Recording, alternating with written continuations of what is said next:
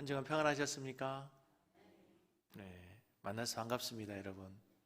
오늘도 말씀을 통해서 또 진지하게 우리의 삶을 고민하고 또 말씀을 통해서 하나님의 음성이 들려지길 바랍니다.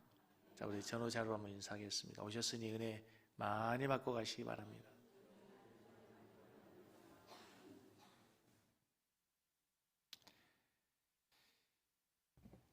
오 헨리의 유명한 작품 가운데 마지막 입새라는 소설의 이야기를 기억하신 분이 많을 겁니다. 늦은 가을 초라한 3층 지붕 밑 방에 살고 있는 존지라고 하는 소녀는 폐렴 말기를 앓고 있는 환자였습니다. 근데 이 소녀는 폐렴이라고 하는 병보다도 더 심각한 것은 삶의 의욕을 잃어버렸다는 것입니다. 존지는 자기 병상에서 보이는 건너편 집 담장에 있는 담쟁이 넝쿨을 바라보면서 저 담쟁이 넝쿨의 잎사귀가 다 떨어질 때쯤이면 자신의 생명도 끝날 것이라고 생각합니다. 그렇게 생각하는 존재를 보고 언니 수가 얘기합니다. 담쟁이 잎이 너의 생명과 무슨 상관이야? 아니야, 언니, 저 잎들이 다 떨어지면 분명히 나도 아마 죽게 될 거야. 겨울이 다가오자 담쟁이 넝쿨 모든 잎사귀들이 하나씩 떨어지게 되죠. 그리고 마지막 잎새 하나가 남았습니다. 존지는 속으로 저 마지막 잎새가 떨어지면 나도 이 세상에서의 생명이 끝날 것이라고 생각했습니다. 그런데 그날 밤 유난히 바람이 심하게 불었습니다. 다음날 아침 존지는 잎새가 붙어있을 리 없다고 생각하고 마지막으로 확인해 보려고 언니에게 커튼을 젖혀달라고 얘기합니다. 그런데 놀랍게도 마지막 잎새는 그대로 아침에 햇살에 환하게 빛나고 있었습니다. 더 놀라운 일은 그 다음 날도 또 그리고 그 다음 날도 그리고 그 다음 날도 계속해서 잎새가 붙어 있었다는 겁니다. 마지막 잎새의 강인한 생명력을 본 존지는 삶의 의욕과 희망을 되찾아 마침내 병을 이겨낸다고 하는 그 이야기가 소설의 내용입니다. 그러나 존지가 보았던 그 마지막 잎새는 사실은 가짜였습니다. 이미 마지막 잎새는 떨어져 버렸지만 그 집 1층에 살고 있는 무명의 화가 베어맨 할아버지가 그 담장에 마지막 잎새를 그려 넣었습니다. 존지는 그 마지막 잎새가 떨어지지 않고 계속 그 담쟁이 넝쿨에 달려있다고 생각한 것입니다. 요즘 여기저기서 흉흉한 소식 들립니다. 코로나로 인해서 일상이 무너지고 사업장들이 문을 닫고 그래서 삶의 무게를 견디기가 너무 힘들어서 삶의 극단적 선택을 했다고 하는 안타까운 뉴스를 접하게 됩니다. 또 우리를 더 허탈하게 만든 것은 대장동 개발로 인해서 어떤 사람은 몇 년에 만에 퇴직금을 50억을 받고 성과급에 100억을 받았다고 하고 너무나 우리 중산층, 우리 서민들, 우리 젊은이들을 허탈하게 만드는 탄식의 소리가 들립니다. 신문을 보아도 뉴스를 봐도 방송을 들어도 여기에 저기에 어디에서도 희망을 주는 뉴스보다도 답답하고 슬픈 소식들이 대부분입니다. 어떻게 보면 우리가 사는 세상이 마치 희망이 사라진 세상처럼 보입니다. 그리고 우리 주변에 보면 마치 마지막 잎새의 주인공으로 모든 희망이 사라진 채 죽음을 기다리는 존지처럼 희망을 잃고 사는 사람이 너무 많다는 것입니다. 우리 교단의 기독신문에 그런 뉴스가 나왔더라고요. 어떤 한 목사님이 어느 교회 부임을 갔는데 어려운 일이 있어서 다 정리하고 상가에 교회에 개척을 했는데 개척하자마자 이 코로나가 터진 거예요. 나름대로 여기저기 빚을 내서 교회를 개척을 했는데 코로나로 인해서 이제 새 내릴 길이 막막하니까 막노동 현장에서 노동하다가 그만 불의의 사고로 세상을 뜨게 됐다. 그런 안타까운 뉴스가 지난주 우리 교단 신문에 실리게 됐습니다. 여러분, 이런 상황 속에서 배어맨 할아버지와 같은 사람이 필요합니다. 배어맨 할아버지가 아무것도 없는 시멘트 담장에 마지막 잎새를 그려 넣음으로 인해서 희망을 잃고 죽어가던 사람이 삶의 의욕과 희망을 되찾게 된 것처럼 오늘날에도 희망을 잃는 사람들에게, 희망을 잃어버린 세대에게, 삶의 의욕을 잃어가는 젊은이들에게 배어맨 할아버지와 같이 희망을 주는, 삶의 의욕을 되찾아주는 교회가 필요하고, 성도가 필요하고, 목사가 필요하고, 우리 국가가 필요하게 된 줄로 믿습니다. 여러분, 우리 섬기는 교회 표류가 참 좋습니다. 그렇죠? 아름다운 세상을 꿈꾸는 교회.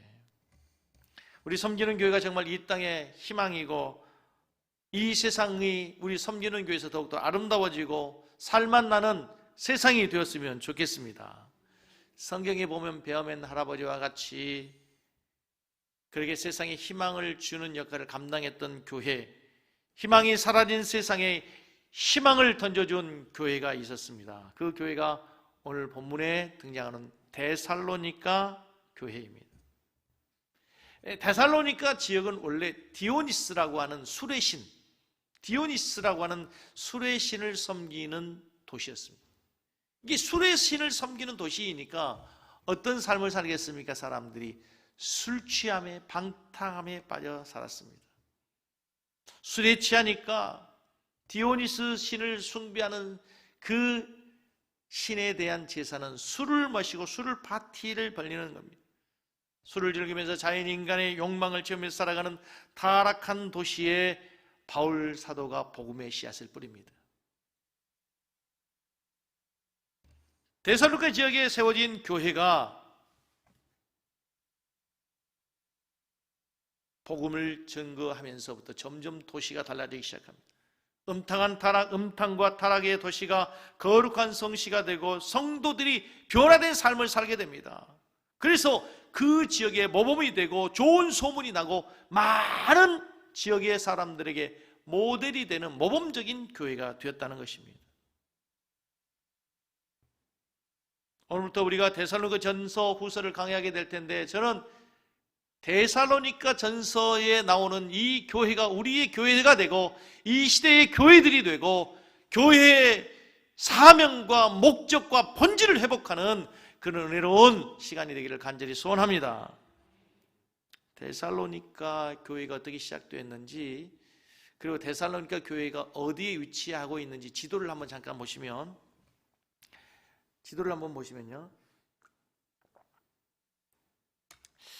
이 과거의 지명이 있고 현재의 지명이 있죠. 먼저 우리가 이해하기 쉽게 현재의 지도를 보시면 데살로니가 교회가 어디에 있냐면 원래 이제 이 보면은 여러분 오른쪽에 보면은 이게 지금 바울 사도의 제2차 전도 여행의 그 과정이거든요.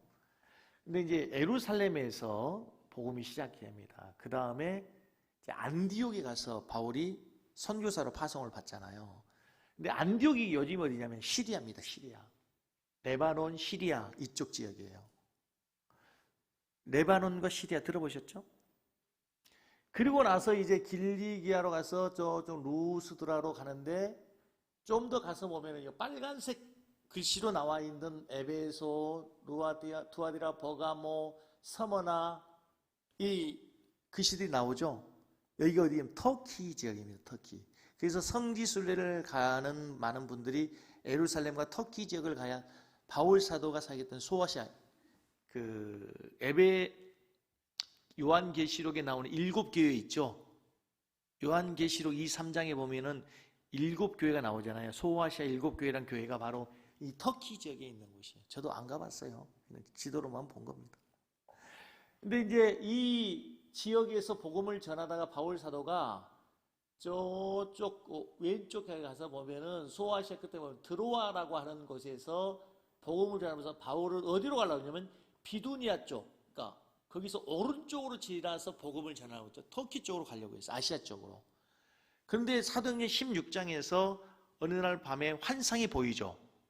환상이 보여가지고 와서 우리를 도와달라, 어떤 사람이 도와달라고 하는 환상을 보면서 바울이 이제 바다를 건너서, 에게의 바다를 건너서 넘어갑니다. 거기가 이제 유럽이 되는 거예요. 그 유럽에서 첫 번째 복음을 전하는 게, 여러분 저 위쪽에 오른쪽에 보이는 게 빌립보가 보이죠? 그게 빌립보 교회가 유럽에 세워진 첫 번째 교회예요. 그리고 그 첫 번째 교회에서 옮겨서 두 번째 간 교회가 데살로니가예요. 데살로니가 보이나요? 네, 보이시군요. 데살로니가에서 이제 아덴을 지나서 고린도에 와서 이제 다시 에베소로 오는. 그러니까 여러분 이 지도를 보면 바울 사도가 2차 전도여행, 1차 전도, 2차 전도, 3차 전도여행을 하는데, 이 거리가 짧은 거리입니까? 버스를 타고도 며칠을 다녀야 될 아주 대단히 먼 몇천 킬로가 되는 거리예요. 그런데 이 먼 길 어떻게 걸어가요? 어떻게 가요? 어떻게 걸어가요? 걸어 다니는 거, 걸어 다니는 거. 걸어서 저 먼 길을 복음을 전하기 위해서. 대단한 거죠. 대단한 거예요. 정말 대단한 거예요. 대단하다고밖에 얘기를 할 수 없어요. 자, 그러면 다시 이제 옛날에 바울 사도가 2차 전도여행 했던 여행들을 보면은, 바울은 대부분 이제 해안가를 비슷한 곳으로 다니기 시작했는데, 제일 처음에 예루살렘에 시작해서 저기 안디옥에 가서 길리기아 더베라고 하는 곳에 가서 이제 빨간색을 따라 쭉 가고 이제 이렇게 돌아오는.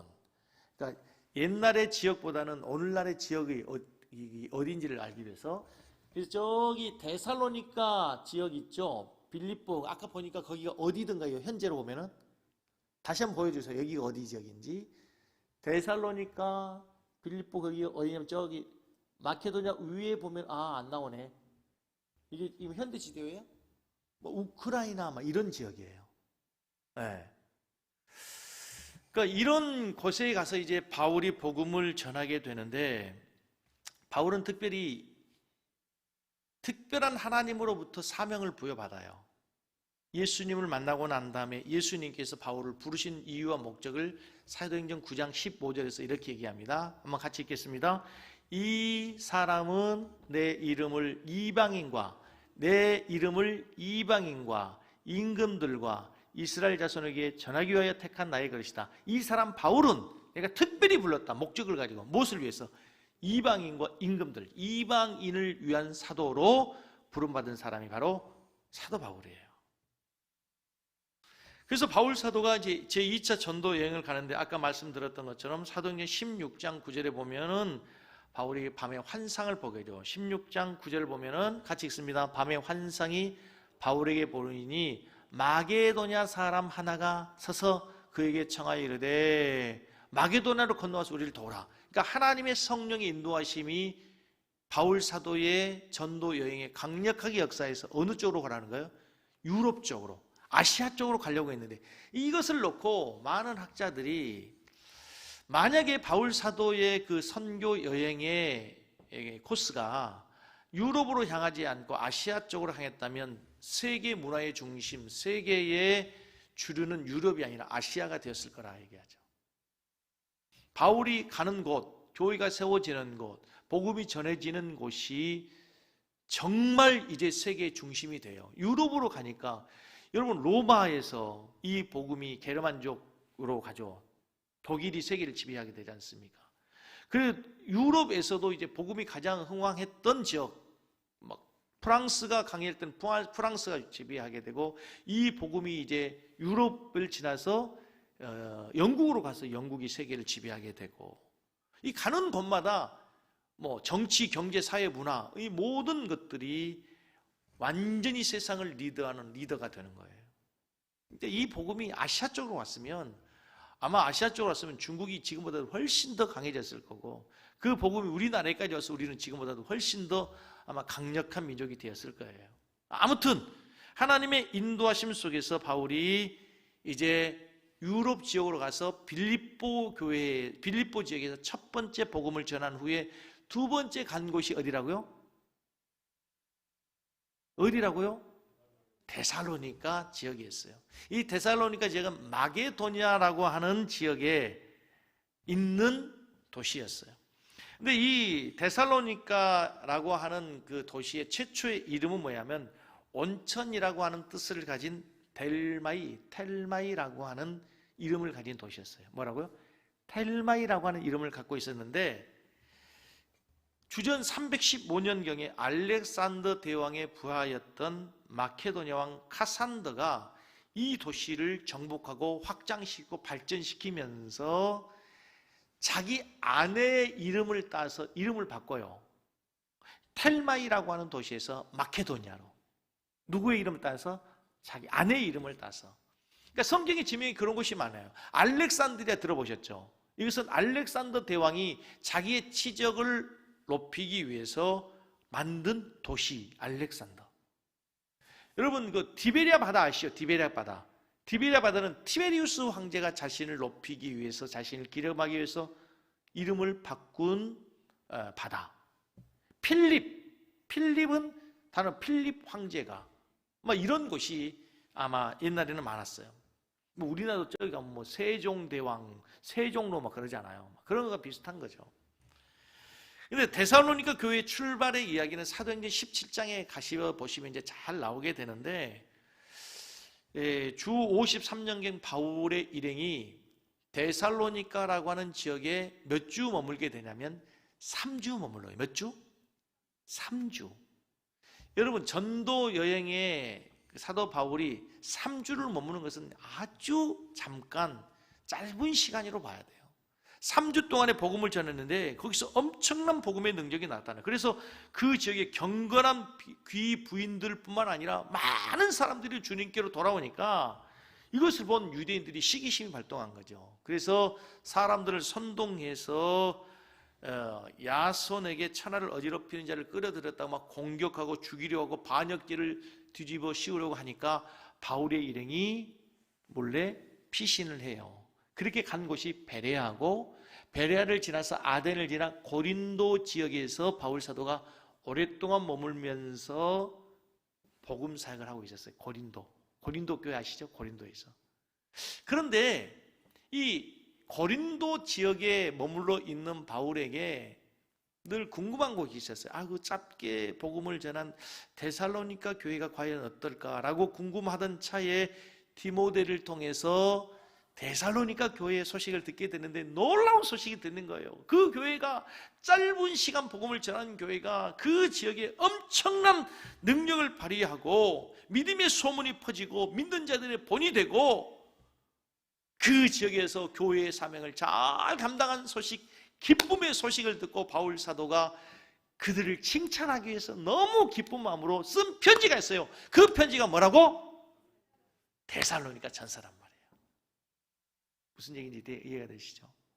3주 동안에 짧게 전한 복음을 전한 그 교회가 모범적인 교회가 되었어요. 그래서 기쁜 소식을 듣고 쓴 편지가 데살로니가 전서 후서예요. 자, 이제 1장 1절로 가서 보시면 바울 사도가 데살로니가 교회 성도들에게 인사 문안을 해요. 1장 1절을 같이 읽습니다. 바울과 실로아노와 디모데는 하나님 아버지와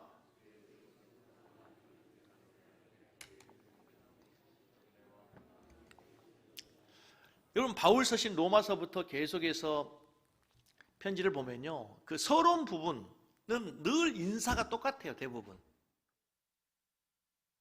고린도서도 그렇고 에베소서, 갈라디아서, 빌립보서 대부분 다 똑같은 말로 시작해요. 근데 여기 인사말에서 여러분 놓치지 말고 꼭 기억해야 될 아주 중요한 단어가 있어요. 그 단어가 뭐냐면, 자 보세요. 디모데는 하나님 아버지와 주 예수 그리스도 안에 있는 데살로니가 교회에 편지한다. 내가 데살로니가 교회에 편지하는데 데살로니가 교회는 뭐예요?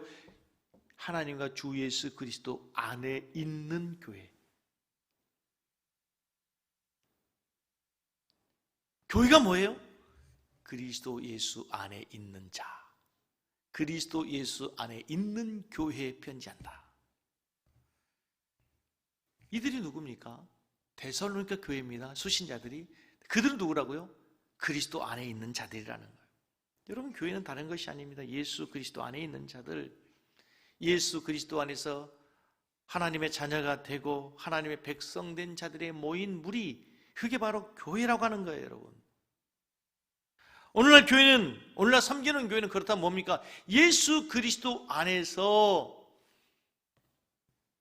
하나님의 은혜로 함께 만나 모여 예배하는 우리 공동체가 바로 뭐라는 거예요? 섬기는 교회라고 하는 거예요. 여기서 가장 중요한 단어가 그리스도 안에라고 하는 단어. 바울 신학을 공부하면요, 저희들 신학교 다니면서 아주 중요하게 공부하는 과목 중에 하나, 바울 신학을 모르면 절대로 신학을 공부할 수 없죠. 예수님은 사복음서, 예수님의 행적은 사복음서에 나와 있는데, 이 예수님의 행적을 3년 동안의 공생의 기간에 사역을 해석하고 신학적으로 신학을 확정하고 완성시킨 사람이 누구냐면 사도 바울이거든. 사도 바울 신학을 모르면 신학을 이해할 수 없는데, 바울 신학의 아주 중요한 핵심적인 단어, 바울 서신서의 정금처럼 보석처럼 빛나는 아주 중요한 단어가 뭐냐 하면 예수 그리스도 안에라고 하는 단어예요. 여러분, 특별히 에베소 1장을 읽어가 보시면서, 에베소 1장을 읽으시면서 한번 이번 주에 에베소 1장을 보시면서 아내라고 하는 단어를 한번 표시해 보세요. 아내. 여기서 아내라고 하는 말은 와이프라는 말이 아니고 아내, in Christ, en Christo라고 하는 단어를 한번 해보시면 거의 매 절마다, 매 구절마다 이 그리스도 안으라고 하는 단어가 들어요. 하나님께서 장세전에 그리스도 안에서 우리를 예정하시고 그리스도 안에서 택정하시고 부르시고 우리를 영화롭게 하시고 하나님의 자녀의 모든 권세를 주시며 하늘의 신령한 복, 땅에 기름진 것, 하늘의 신령한 모든 은혜와 축복을 무엇 안에서 주신다고요? 그리스도 안에서 주신다. 그리스도 안에서 우리가 누릴 수 있다. 모두가 다 그리스도 안에라고 하는 거예요. 로마서 8장 1절 말씀에서는 그러므로 이제 그리스도 예수 안에 있는 자에게는 결코 정죄함이 없나니, 우리가 죄 용서함 받는 것, 정죄함이 없는 것이 어디서 가능해요? 그리스도 안에서. 그리스도 안에 있는 자에게는 정죄함이 있을 수 없다는 거예요. 요한복음 15장 1절에서는 주 안에 거하는 자는 과실을 풍성히 맺게 된다. 주님 안에 있어야 우리가 풍성한 과실을 맺는 거예요. 주님 안에서 우리가 풍성한 열매를 맺게 되는 거예요. 그러므로 기독교는 아내의 종교의 아내, 그리스도 안의 종교. 사랑하는 성도 여러분, 우리는 세상에 있지만, 세상 가운데 살지만 우주보다 더 크고 높고 넓고 크신 그리스도 안에 살고 그리스도 안에 거하는 자들이 되어야 될 줄로 믿습니다. 세상으로 향해 나가지만 우리는 세상 가운데서도 그리스도 안에 살아가는 거예요. 여러분, 어디에 있습니까, 여러분? 그리스도 안에 있어야 안전합니다. 아멘? 그리스도 안에 있어야 안전해요. 어린 아기는 어디에 있어야 됩니까? 엄마 품에 있어야 됩니다. 엄마 품에 있으면요, 비바람도, 모진 찬바람, 눈보라도, 배고픔도 모든 것이 다 해결이 되죠. 엄마의 품 안에 있을 때, 엄마의 품 안에 있을 때 모든 것이 해결되고 모든 것이 안전하고 가장 따뜻하고 가장 평화로운 거예요. 그렇다면 우리 그리스도인들은 어디에 거해야 됩니까? 바로 우리의 왕 대신, 우리의 구주 대신 그리스도 안에 거하는 성도들이 될 수 있기를 주의 이름으로 축복합니다. 그리스도 안에 들어가야 돼요. 이재철 목사님 쓴 책 내용에 이런 얘기 나와요. 시골 마을에 계신 한 믿음 좋은 신실한 집사님이 계시는데, 옆에 한 집사님이 어느 날 갑자기 중풍병에 걸립니다. 근데 이 집사님이 너무너무 교회를 가고 싶어 하는 거예요. 그래서 이제 이 믿음 좋은 집사님이 그 친구 집사님 교회를 데려가기 휠체어에 태워서 이제 매주마다 예배 시간마다 이제 교회를 데리고 가요. 처음에 한 달, 두 달, 1년, 2년은 기쁨으로 했어요. 교회 갈 수 없는 집사님을 교회에 데려가서 함께 예배할 수 있다는 것에 어려운지 모르고 기쁨을 했단 말이에요. 근데 1년, 2년 지나고 3년, 4년 지나니까 점점 힘들어지기 시작해요. 짜증이 나는 거예요. 근데 하루는 비가 오는데 자기도 교회를 갈까 말까 고민하고 있는데 너무 피곤하고, 그런데 이 집사님이 교회를 가겠다는 거예요. 포장되지 않는 비포장 신장로 휠체어를 끌고 가면서 속으로 불평하면서 왜 이렇게 오래 사는 거야? 차라리 죽어버리지. 왜 이렇게 사람을 힘들게 하는 거야? 마음으로 살인한 거죠.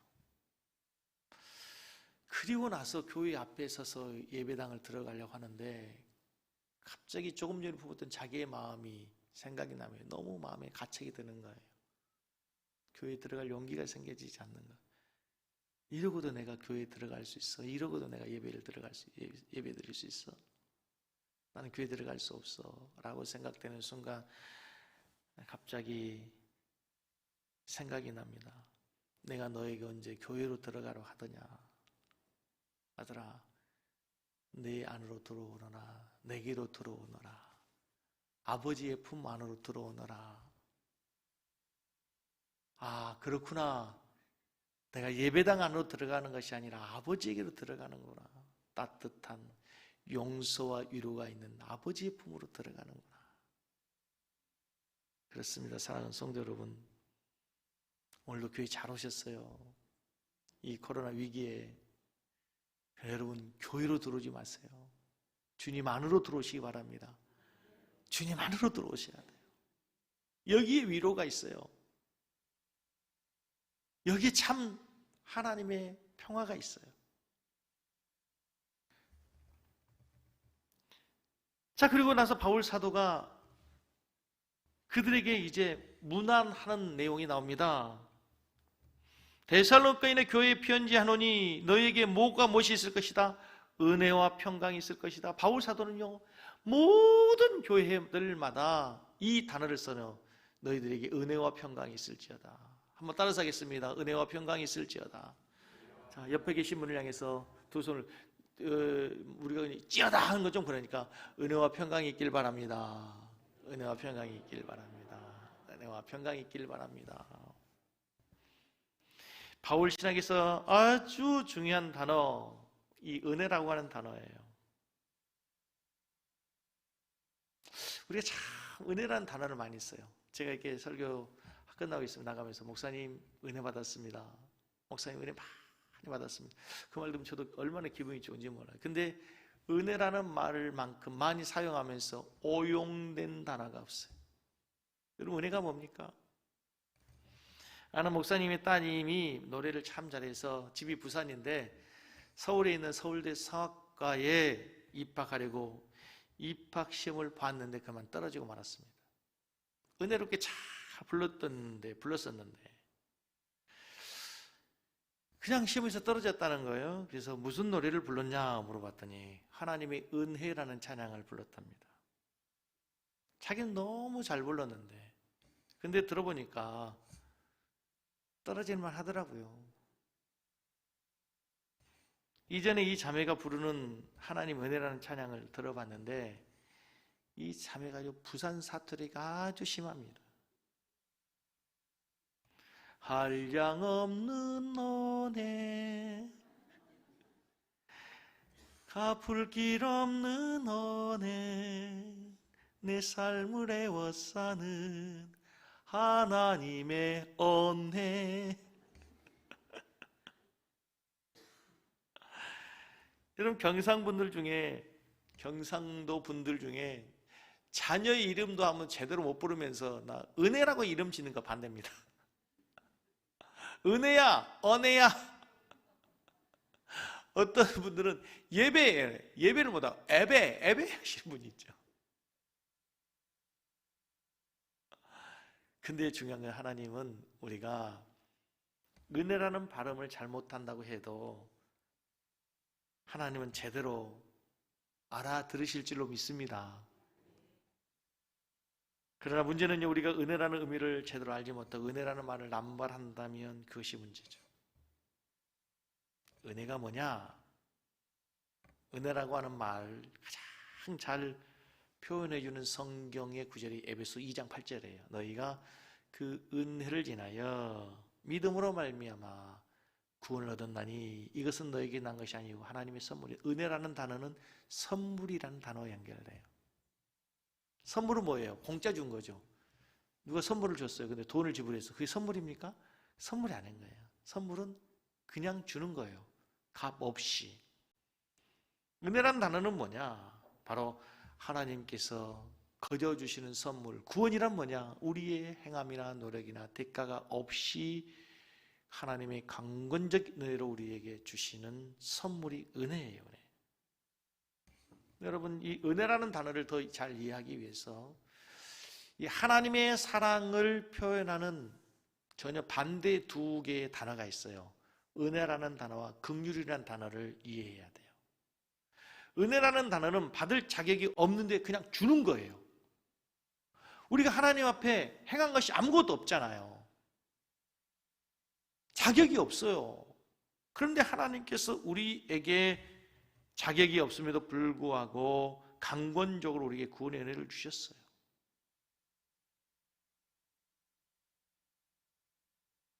우리에게 이 은혜가 필요해요.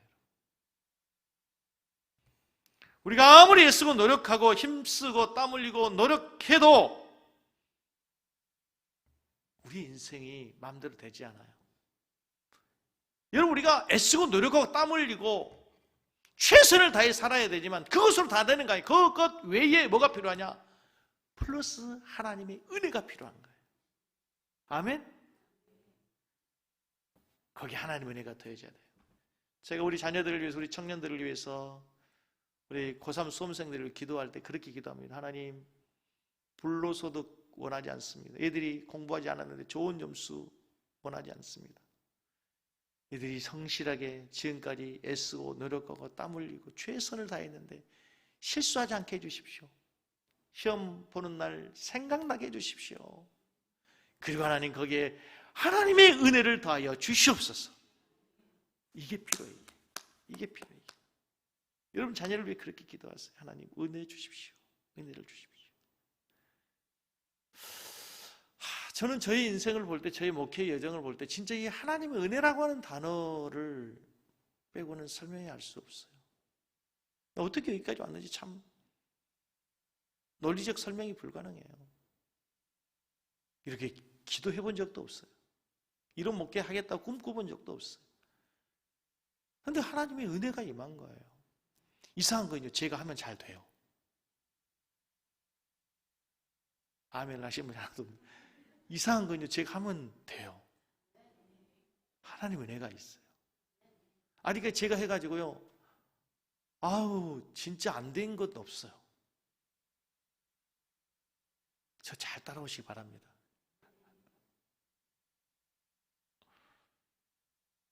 하나님의 은혜가 필요해요. 하나님의 은혜. 좀 저희 자녀들에게 대해서도 진짜 이렇게 참 말을 하기 어려운, 좀 죄송한, 좀 하나님이 너무 이상하게 은혜를 주시는 거예요. 내가 미국을 가보긴 했습니까? 얘들 과일 한번 시켜봤습니까? 뭐 해봤습니까? 그런데 우리 힘으로 할 수 없는 의대를 가고 치대를 가고, 이게 있을 수 없는 일이잖아요. 상상. 한국에서도 갈 수 없는 일인데, 니네들 한국어로 공부하는 거냐? 그거 아니잖아요. 그런데 애들이 난 참 그걸 뭐라고 표현할 수밖에 없냐면 은혜라고밖에 표현할 길이 없어요. 걔들의 IQ가 막 뛰어난 애들도 아니거든요. 2부 예배는 나는 좀 자유롭다. 1부 예배는 시간 딱 맞춰 끝내야 되니까 막 너무 긴장되니까. 그런데 2부 예배 좀 자유롭게 할게요. 급하시면 가세요. 2부 예배는 좀 자유롭게 할게요. 아니, 우리 둘째가요, 시험 보기 전에, 그리고 시험 보고 나면 막 다 맞았대, 다 맞았대. 아빠 나 다 맞았어. 100점 맞았다고. 근데 성적표 나온 날은 얘가 방에서 안 나와. 말이 없어. 어떻게든 그냥 보면은 막 형편 없어요. 막 70점, 80점 그래요. 근데 걔가 어떻게 다 됐는지 이해가 안 돼요.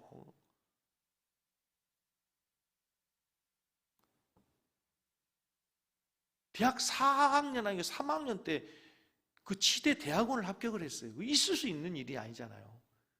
걔가 하는 얘기가, 점수가 커트라인 점수, 이 원서를 접수할 수 있을 만큼의 이 얘기 하지 말라 그랬는데 왜 그런 얘기 하냐고 막 그랬는데, 최소한의 커트라인 점수, 원서를 겨우 접수할 수 있는 점수밖에 안 된 거예요. 그런데 합격을 했어요. 이상하게. 이게 뭐라고 밖에 표현을 못하냐면 은혜라고 밖에 표현을 못하는 거예요. 여러분 자녀를 위해 그렇게 기도하세요. 더하여 은혜를 더해 주십시오, 하나님.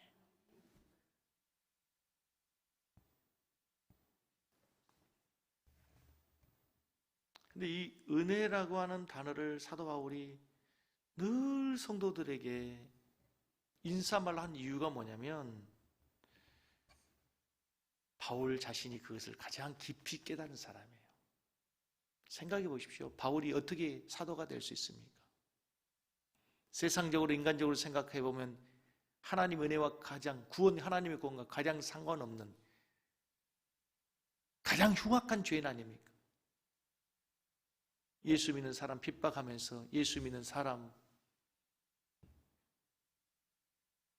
죽이는데 가장 앞장서고 혈기왕성해서 그날도 예수 믿는 사람 체포하기 위해서 가던 그 길. 그런데 그 가운데서 하나님께서 그를 불러서 사울아 사울아 어찌하여 내가 나를 핍박하냐. 누구십니까? 네가 핍박하는 예수다 하면서 오늘 갑자기 하나님께서 그를 이방인의 사도로 부르시는 거야. 이게 뭐예요? 하나님의 은혜죠. 하나님의 은혜. 이것이야말로 값없이 주신 하나님의 구원의 선물, 하나님의 은혜라고 하는 거예요. 바울 자신이 아무리 생각해도 구원을 받는 것은 은혜라고 하는 단어, 공짜 하나님의 선물이라는 단어밖에 없었다는 것입니다. 두 번째, 이제 긍휼이라는 단어는 뭐냐면요, 하나님의 진노가 내려서 하나님의 형벌을 받아야 돼. 하나님의 진노에 의해서 그가 하나님의 채찍을 맞아야 되는데도 불구하고 내려야 되는데 내리지 않는 거예요. 은혜는 받을 수 없는데 주는 거고 이것은 줘야 되는데 안 주는 거예요. 그게 긍휼이에요. 바울 스스로 말하기를 나는 만삭되어 나지 못한 자 같고 죄인 중에 괴수였어요. 하나님의 교회를 심히 핍박했던 자예요. 누구보다 하나님의 징계와 형벌을 받아야 된단 말이에요. 그런데 그걸 다 용서해 주시고 사도로 불러주셨어요. 웬일입니까? 웬 은혜입니까? 하나님의 긍휼인 거예요. 긍휼이란 뭐냐? 죄를 지은 인간은 반드시 죄의 대가, 죄의 형벌을 받아야 함에도 불구하고 죄의 삭슨 사망을 내리지 않고 오히려 하나님이 사랑하사 그를 불쌍히 여겨주시는 거예요. 이게 뭐예요? 긍휼이라는 거예요. 긍휼. 여러분 오늘도 그 긍휼 때문에 여러분이 이 자리에 있는 줄로 믿습니다. 지난 한 주간 우리가 얼마나 하나님 앞에 범죄하였습니까? 행위로 범죄하지 않았다 할지라도 마음으로 얼마나 미워하고 시기하고 질투하고 음욕을 품고 세상의 욕심과 욕망 가운데 살았습니까? 하나님의 공의 심판대로 하면 우리는 모두가 다 하나님의 징계를 받아야 하고 하나님의 형벌을 받아야 하지만 그럼에도 하나님이 우리를 불쌍히 여기셔서 사랑하셔서 그 형벌을 내리지 않고 오늘도 이 자리에 앉게 하신 거, 이게 하나님의 긍휼이에요. 긍휼. 불쌍히 여겨주신 거란 말이에요. 그러므로 여러분 하나님의 긍휼을 입은 형제들이여 자매들이여 성도들이 이제는 여러분에게도 이 긍휼의 마음이 있기를 주의 이름으로 축복합니다. 저 우리 모두가 긍휼이 필요한 시대라고 생각해요. 오늘 성도 너무 몰라 이 시대 사람들 너무 마음이 사나워 황폐했어요. 거칠어요. 그리고 무자비해요. 무정해요. 말세의 징조예요. 정이 없어. 인정머리가 없단 말이에요. 날카로워요. 싸나워요. 너무너무 우리에게 하나님의 긍휼을 입은 자다운 너그러움과 용서가 없이 우리는 너무 상대를 향해서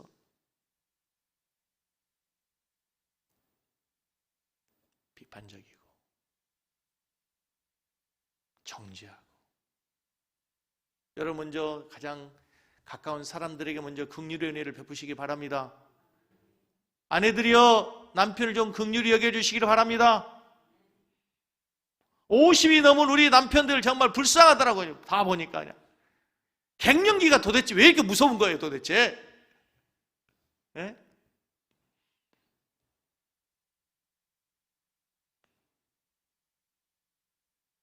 불쌍히 여겨주세요. 이 시대에 가장으로 살아간다는 게, 가정의 리더로 살아간다는 게 얼마나 힘들고 어렵습니까? 여러분 불쌍히 여겨주세요. 아내를 또 불쌍히 여겨주셔야 돼요. 자녀들, 우리가 어릴 때보다 애들 훨씬 고생합니다. 우리 자녀들도 불쌍히 여겨주셔야 돼요. 자녀들은 또 부모를 향해서, 불쌍이란 단어가 좀 그렇죠. 긍휼히 여겨주세요. 긍휼히 여겨주셔야 돼요. 할렐루야. 긍휼히 여기는 마음이 있기를 바랍니다. 긍휼히 여겨주셔야 돼요.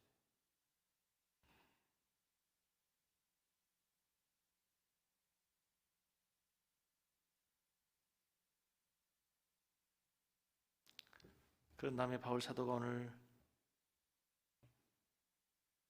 데살로니가 교회 성도들에게 하나님의 은혜 그리고 평강이 있기를 원한다. 평강이란 히브리 단어 우리 잘 알죠. 뭐예요? 샬롬. 그래서 원래 유대인들은 서로를 만나면 샬롬, 하나님의 평강이 임하기를 원합니다. 하나님의 평강을 누리십시오. 근데 여러분, 이 평강이라는 단어는 반드시 은혜라는 단어와 같이 가요. 이 은혜가 없이는 하나님의 평강이 임할 수가 없어요. 이 평강이라고 하는 것은 어떤 물질의 만족이나 어떤 무엇인가를 소유해서 올 수 있는 것이 아니고 하늘에서 하나님 주신 부족함이 없는 모든 것이 완벽하게 채워지는 만족의 상태를 평화라고 해요. 이것은 세상이 그 어떤 것으로도 채워질 수 없고 세상이 그 어떤 것으로도 주어질 수 없는 하나님의 축복, 하늘의 선물이라고 얘기할 수밖에 없어요. 여러분, 로마는 평화를 추구하는 나라입니다. 칼로, 창으로, 군대의 강력한 힘으로 평화를 추구했지만 정작 로마 시민들의 마음에는 평화가 없었어요. 로마는 평화를 위해서 세계를 정복한다 하지만 정복당한 민족은 오히려 고통과 슬픔, 아픔, 노예의 고달픈 삶이었지 평화가 없었단 말입니다. 심지어는 바울 사도 자신도 율법주의자요, 바리새인이요, 히브리인 중에 히브리인으로 철저하게 하나님을 섬기고 율법을 지키며 살았지만 그의 마음에 뭐가 없었어요? 평화가 없었습니다.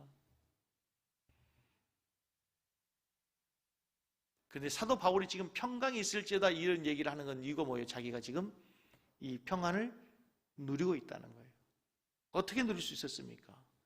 그리스도를 만나면 하나님의 은혜가 그에게 임해서 죄 용서함 받고 하나님의 자녀가 되고 하나님 나를 지키고 보호하시며 나와 함께 한다고 하는 이 놀라운 사실을 깨닫는 순간 사도 바울은 이 평화를 누리기 시작한 거예요. 그러므로 이 평화는 물질이 줄 수가 없어요, 여러분. 좋은 아파트, 좋은 승용차, 좋은 침대, 우리가 누리고 있는 이 물질, 문명, 과학 혜택이 얼마나 놀랍습니까, 여러분? 제가 늘 말씀드리지만 우리는 정말 꿈의 시대, 꿈의 세계를 살고 있지 않습니까, 여러분? 그런데 여러분, 현대인들의 마음은 더욱 황폐합니다. 평화롭지 않다는 겁니다. 불안하다는 겁니다. 초조하다는 겁니다. 그래서 정신과 환자들이 늘어가고 있습니다. 우리나라에서 가장 많이 팔리는 약이 정신과 약이라지 않습니까? 신경안정제. 무슨 말입니까? 겉으로 보기에는 화려해졌어요. 평안해졌어요. 부유해졌어요. 그런데 마음에 평강이 없다는 거예요. 아이러니 아닙니까, 여러분? 우리 성도님들은 정말 과거의 어린 시절보다 지금 현재가 더 평화롭습니까? 많은 사람들이 어린 시절, 옛 시절을 추억합니다. 그리워합니다. 이유가 뭘까요? 지금 삶이 그때보다 더 행복하지 않다는 거예요. 그때만큼 많은 걸 누리고 있음에도 그때가 그립다는 거예요. 그때로 돌아가고 싶다는 거예요. 특별히 이 시대가 너무나 어려운 시대를 살고 있습니다. 힘든 코로나의 시기를 우리가 지나고 있습니다. 그리스도 안에서 우리 성도들이 시대와 환경을, 물질을 초월해서 주시는 이 하나님의 평강을 꼭 누리고 사시는 성도 되기를 축복합니다. 바울 사도가 데살로니가 교회 성도를 향해서 문안했던 것처럼 우리 성도들이 한 주간도 은혜와 평강을 누리는 복된 한 주간 꼭 되시기를